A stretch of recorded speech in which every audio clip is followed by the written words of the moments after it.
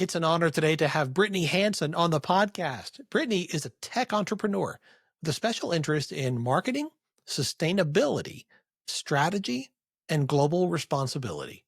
She's co-founded a SaaS company without venture capital, navigating the challenges of fundraising, scaling, and doing business in Idaho, a state just beginning to carve out its place in the tech world.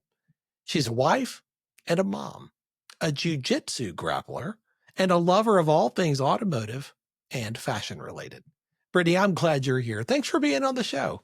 Thank you so much. I'm incredibly excited to be here today. And I'm excited for this conversation. I think you're going to add a lot of value to our listeners, and I'm looking forward to it. Me too.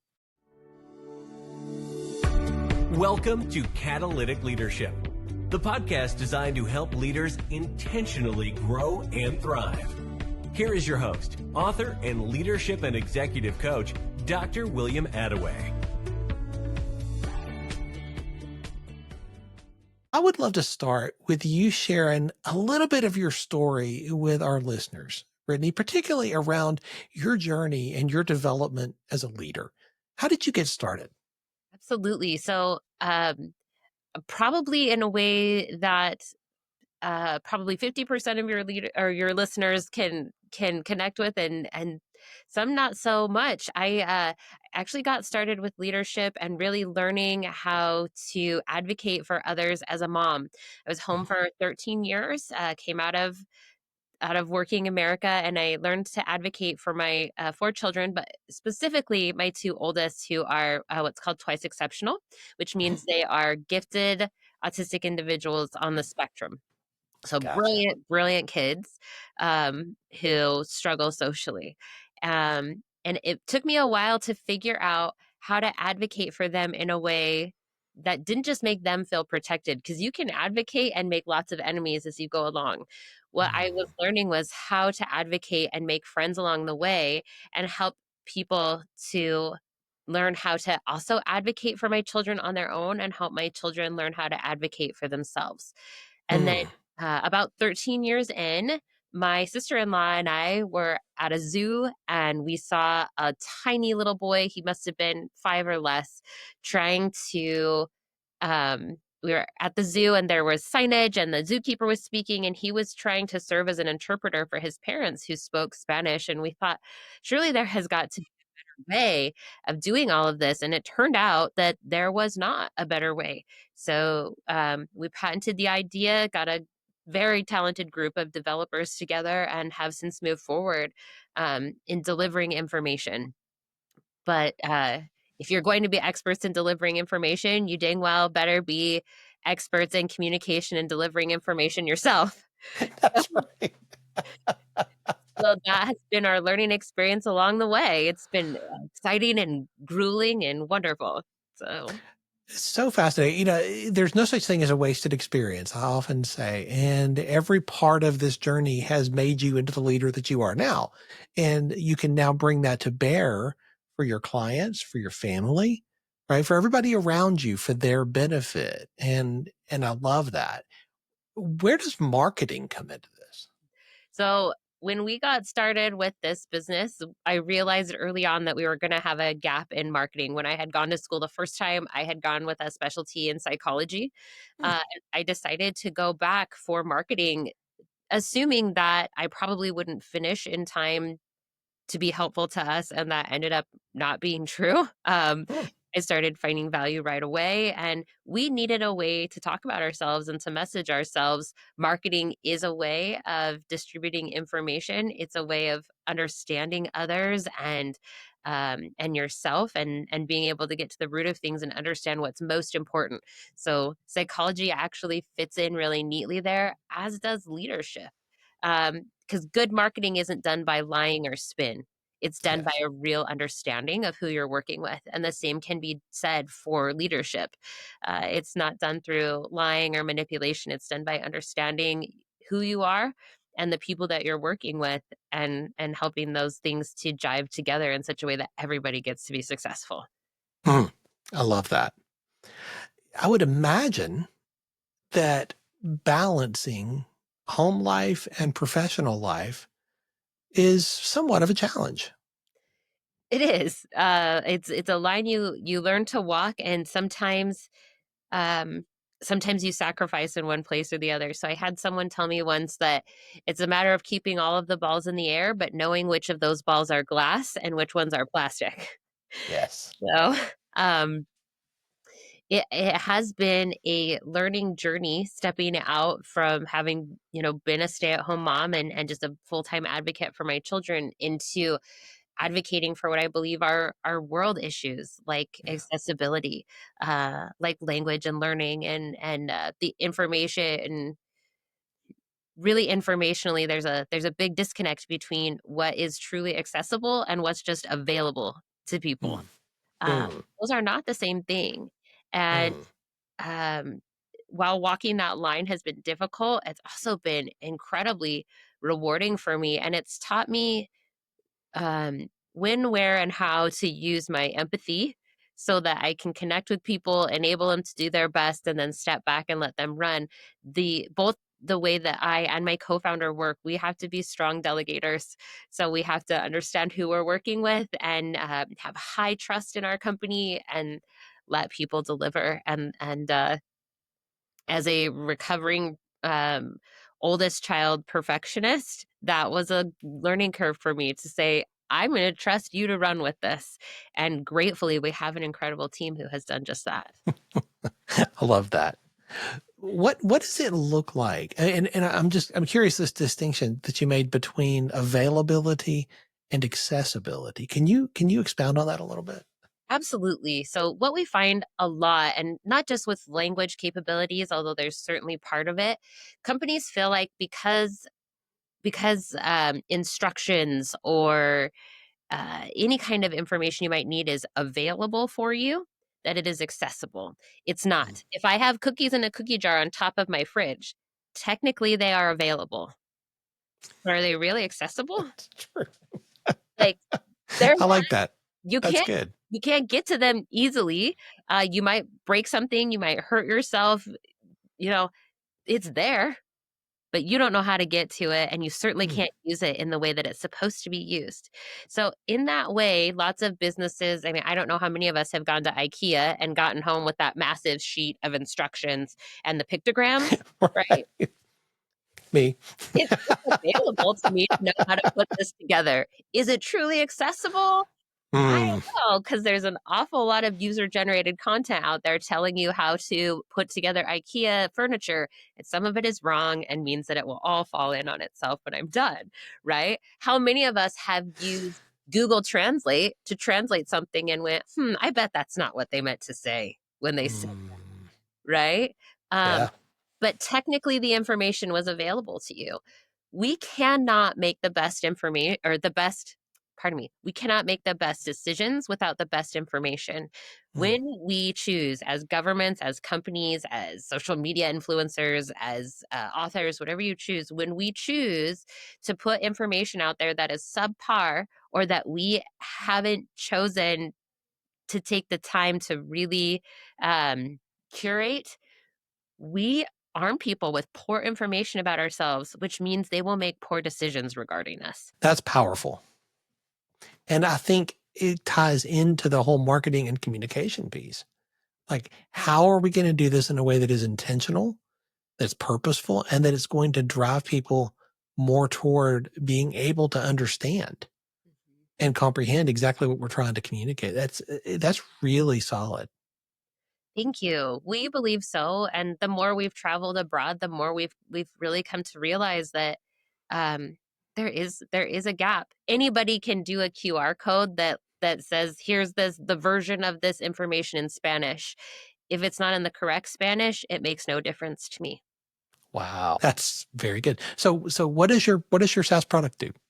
So our platform delivers any information that's placed on the platform seamlessly and automatically in the home language of a user's phone. Okay. So your phone is automatically, like, you can set it so it's in Spanish, English, Italian, hundreds of languages out there. Typically, websites will force you to click. And we've found that anytime there's any level of friction, right, between you and a consumer or a reader, you start to lose people at every single click because it means you don't understand them. So if you can automatically detect the language of their phone and then deliver it not only in that language, but in that relevancy, you change Mm. and the reason I say that localization is becoming a big thing. We understand that, Spanish directly across the border is completely different from Spanish further down in South America. We're starting to understand that better, which is good. The other thing that happens, though, is cultural relevancy gets lost. Mm. So my favorite example of this, or one that we've run into, is we work with a shoe designer who also does business in the UAE. Um, Many people could help him deliver his information in Arabic. The problem is that just the same information that is for the Italians, the Americans, the Canadians doesn't resonate in the UAE. In fact, he shouldn't be using the same videos or pictures because they are offensive in the UAE. Mm. So when our software finds out that you speak Arabic, it doesn't just change the words. It changes the relevancy, it changes the images, it changes the languages because the people that you're working with understand you. They understand that it's not that you need the same information in Arabic. It's that you need information that will enable you to make the best choices. Mm. I'm just processing that. That's so it's going to understand cultural taboos. It's going to understand. That's fascinating. It's been an incredible journey for us. It was something we realized early on. It's like, well, it's in Arabic, but this picture of a woman in bikini doesn't gonna Right. work over there. Right. And so that's part of our patent is that the information changes based on the user. Um, and it really provides the reason I love it is because globally we're not always aware of those things. We think Right. it's fine. Like I put it in Spanish. Yeah, but it Right. may not make sense to the people you want it to make sense to. We increasingly live in a very globalized planet, where we have to understand each other because the decisions that we make affect each other. Um, how will you do that if you don't know how to message yourself? That's so good. Communication is not just words. It goes far beyond words. And what you're talking about is tapping into that, to the cultural background.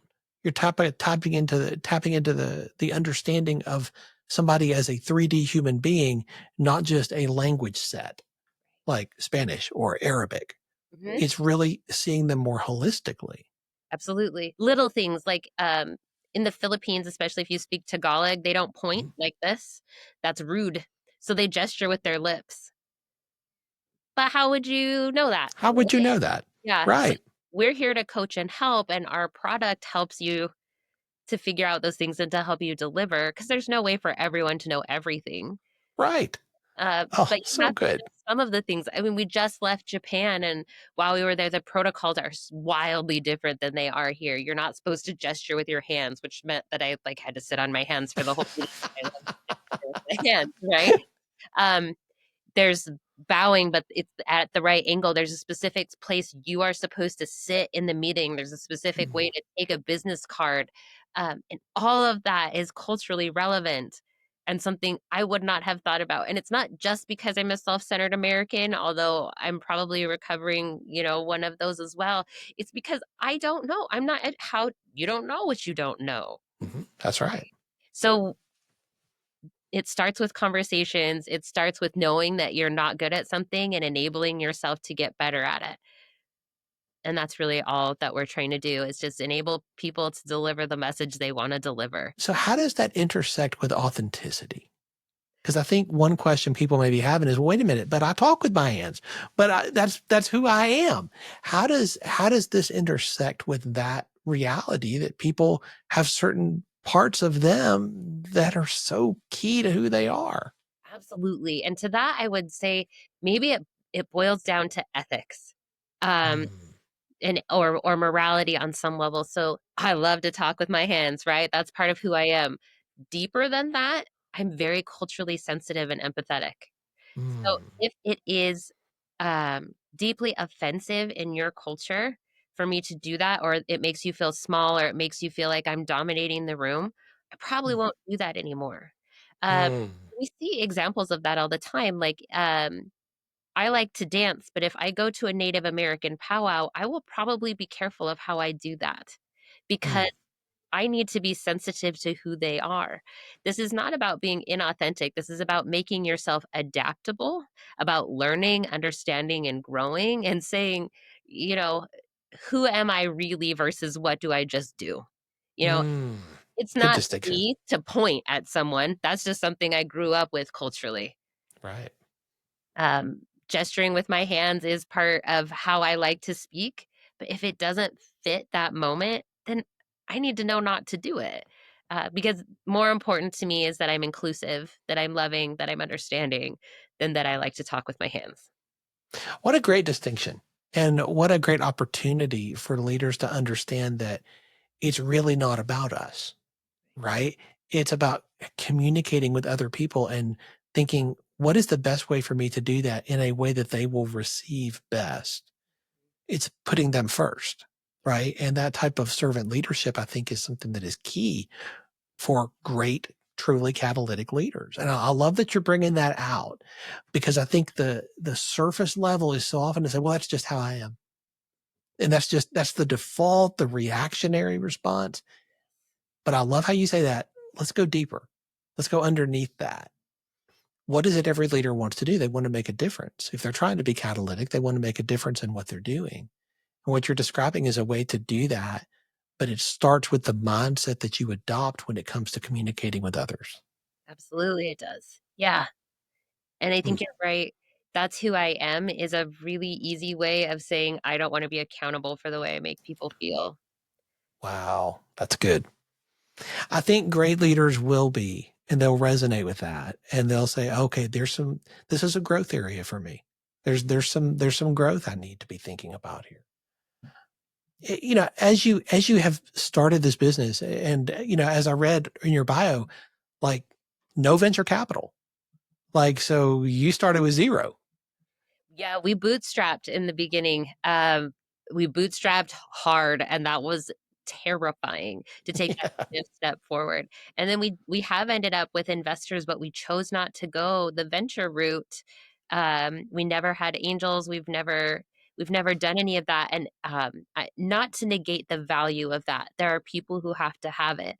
But gratefully early on, and especially my co-founder realized if we do that, we lose our voice Yeah. potentially in this company. And we started as a value-based company. There's money to be made, but it was about value, and we didn't want that taken away. We've been Mm. incredibly blessed to come as far as we have without that kind of money. And the investors that we have had have been chosen and careful, and how grateful we are for them as well. Mm.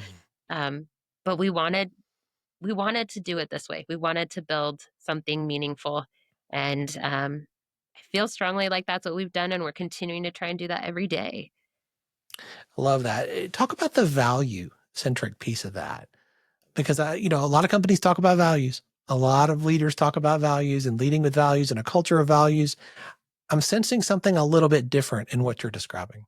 We really try to weave our values into what we're doing. Um, and it's an interesting time. This happens always with the waves of change come through, and something a company said, I stand by this, like 6 months later, it's not as profitable as they thought it would be, and we're restructuring everything and everybody gets put away. That's performative, though. Mhm. Those are performative values. So we've worked very hard to weave into our actual culture the ideas that we believe in. Accessibility, we're a very flat company. Everyone, including anyone under me or anyone under any other leader in our company, can go onto our dashboard and see what I'm working on at any time. And they can give me their opinion about it at any time because accessibility is important to us. We work in the same office with all of our staff. We have full-on staff meetings. Anyone can talk to me anytime they would like. Um, and we work hard to pull in people who speak other languages and who have other cultural beliefs so that we can adopt other thought ideas. If everybody has a spot at the table, I think we see this a lot. We hear everybody needs a spot at the table, and yes, they absolutely do. But if everybody doesn't have a voice, Right. it does no good that they're at the table. A silent family dinner profits you nothing. You ate. Who cares? Oh, that's good. A silent family dinner profits you nothing. That's good. But if everybody is talking and everybody's Yeah. minds are open, that's where real change comes from. I like that. So that's That's really good. yes. So how do you encourage and draw out the voices when sometimes people are more reticent for whatever reason, due to the background that they have or whatever? How do you encourage that as their leader? So, really blessed to watch my co-founder do a lot of this because people come into jobs with trauma from their last job, Uh-huh. even if their last job Sure. was amazing, right? There's leftover things. We bring baggage with us. Some of it is allowing people to speak and get things out and make mistakes and Mm, have it be very safe for you to make mistakes. mm, Have it be safe for someone to say something because they're frustrated in a meeting, not screaming, right? We have respect for each other, but for someone to say something and then say, wow, tell me more about that.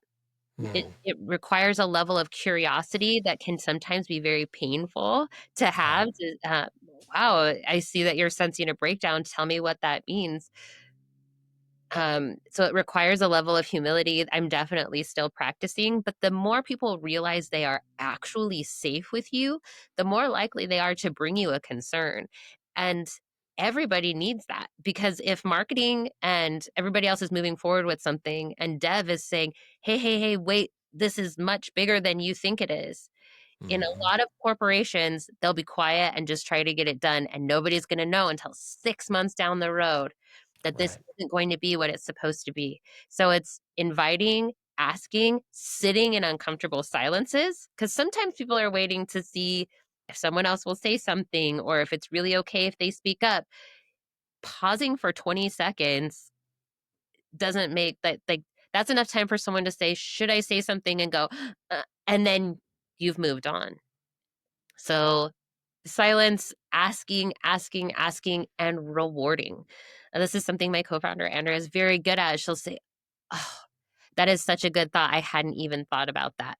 I think Mm, sometimes people are afraid that if you are the leader and you didn't think about it, that that means something is wrong with you. mm. No, like leaders just we're supposed to surround ourselves with people who are smarter than us. Yeah, that's And good. that's what we've striven to do. And then when someone, on a very rare occasion, when someone didn't fit the team, we tried to make that decision very quickly, so that we can protect our team. Our team is sacred to us. It's not family. You have to be careful saying that kind of thing. Right. But our team is sacred to us because our mission is sacred to us, and they really believe in our mission as well. Mm, So open communication and um, value alignment are crucially important, and then backing up what you say you're going to do. And when you mm. don't, apologizing. And I learned that as a parent. I learned to apologize to my kids when I did something wrong. You'll use it at work all the time. If you don't apologize at work, you have a real problem. Like, This is true. yeah. Yeah, if you haven't, as a leader, apologized in the last week or two, you probably missed something where you should have. Yeah. That's Absolutely. a key skill. I totally agree with that. Brittany, you have to lead at a higher level today than you did 5 years ago. Mhm. The same thing's going to be true 5 years from now. Absolutely. As your business continues to grow and scale and your influence increases, you're going to have to lead your team and your clients, your business in a better and higher way. How do you stay on top of your game? How do you level up with the new leadership skills that your team and your clients are going to need you to have? So much of that for me is a show of will and a show of force with myself. I Hmm. love to learn and grow. So every couple of years, I find something new I want to be involved with. You mentioned I do jujitsu. I picked that up about 3.5 years ago because I realized I was strategic, but that I needed better ways of coming up with strategy, right? So Mm, I threw myself into a sport where, by all initial accounts, I don't belong, right? I'm tiny and I have kind of like a squeaky voice, and like I used to run half marathons, and it ended up that I love it. 10 years before that, when I turned 30, I learned to play the harp because I need, Wow. I needed something new in my The life. harp. I did, yeah, I play the harp. That's Um, awesome. there's things like that all along the way. It's great, and I do a lot to read self-improvement books, to read business books, to take classes. All of that's important.